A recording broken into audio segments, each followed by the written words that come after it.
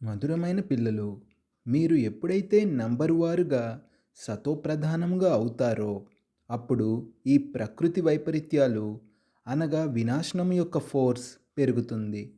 మరియు ఈ పాత ప్రపంచము సమాప్తమవుతుంది.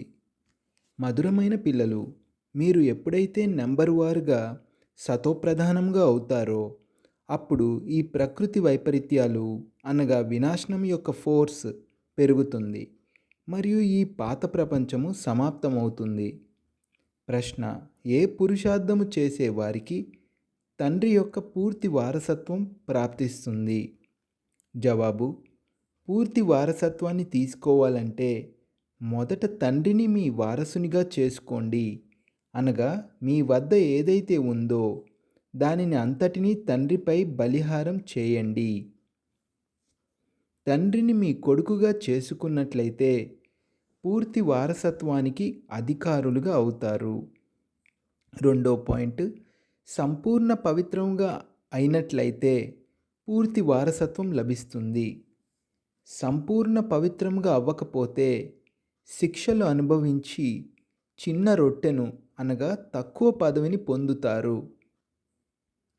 ధారణ కొరకు ముఖ్య సారము. మొదటి పాయింట్, ఆత్మను పావనంగా తయారు చేసుకునేందుకు ఏకాంతం యొక్క బట్టీలో ఉండాలి. ఒక్క తండ్రి తప్ప ఇతర మిత్ర సంబంధీకులెవ్వరూ గుర్తుకు రాకూడదు. రెండో పాయింట్, బుద్ధిలో జ్ఞానమంతటినీ ఉంచుకొని బంధనముక్తులుగా అయి ఇతరుల సేవను చేయాలి. తండ్రితో సత్యమైన వ్యాపారం చేయాలి. ఏ విధంగా తండ్రి అంతా గుప్తంగా చేశారో అలా గుప్తదానం చేయాలి. వరదానము: మాయ యొక్క భయంకర రూపంతో కూడిన ఆటను సాక్షిగా అయి చూసే మాయాజీత్ భవ.